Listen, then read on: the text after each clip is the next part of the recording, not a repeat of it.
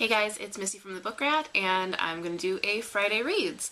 So for those of you who don't know, every Friday on Twitter people post a Friday Reads hashtag talking about what they're going to be reading that weekend, and Bunny Cates turned this into a YouTube tag.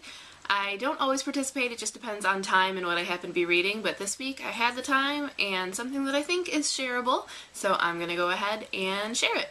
This Friday I am reading Pure by Julianna Baggott. It is a very interesting, very dark, unique book that would be really hard to just plunge into and pick apart because you guys would be like, what the hell is this? What is going on? So I'm gonna read the prologue of sorts. It's actually a letter, I guess, that one of the characters wrote after this catastrophic event that sets up the whole book. Lest this be completely confusing, basically, there was a detonation, multiple detonations of some really strange sort of nuclear bombs and things that caused people who were caught in the blasts to, if they didn't die, fuse with anything they might have been touching. So if you were holding something, it was going to become a part of you. If you collided with somebody, you were going to fuse together with them.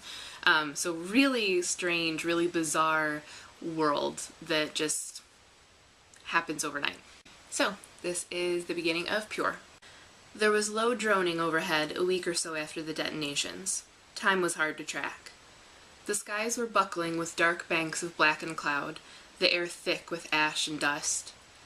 If it was a plane or an airship of some sort, we never knew because the sky was so clouded. But I might have seen a metal underbelly, some dull shine of a hull dipping down for a moment, then gone. We couldn't yet see the dome, either. Now bright on the hill, it was only a dusky glow in the distance. It seemed to hover over the earth, orb-like, a little bauble unattached. The droning was some kind of air mission, and we wondered if there would be more bombs. But what would be the point? Everything was gone, obliterated or swept up by the fires. There were dark puddles from black rain. Some drank the water and died from it. Our scars were fresh, our wounds and warpings raw. The survivors hobbled and limped, a procession of death, hoping to find a place that had been spared. We gave up. We were slack. We didn't take cover. Maybe some were hoping it was a relief effort. Maybe I was too. Those who could still stagger up from the rubble did. I couldn't. My right leg gone at the knee, my hand blistered from using a pipe as a cane. You, Pressia, were only 7 years old, small for your age, and still pained by your wound raw at your wrist, the burns shining on your face. But you were quick.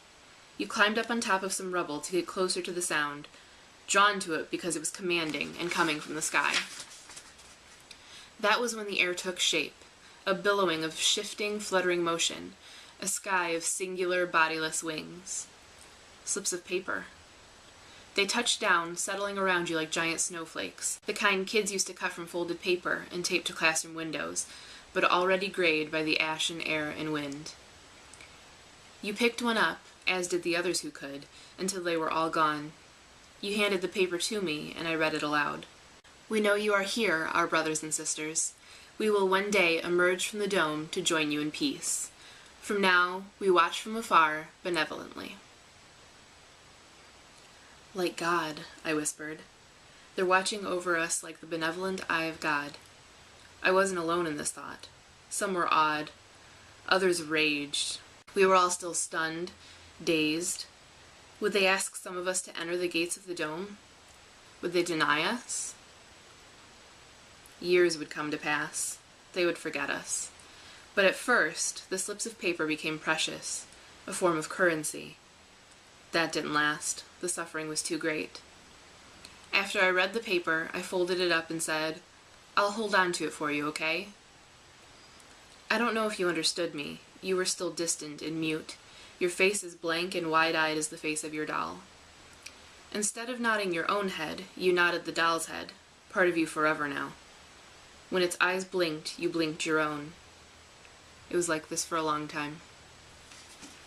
So that is from Pure by Julianna Baggott. This one is out now, and the sequel, Fuse, will be coming out at the beginning of next year. I am definitely liking it so far, so if you are interested, there are links and a description below, so check it out.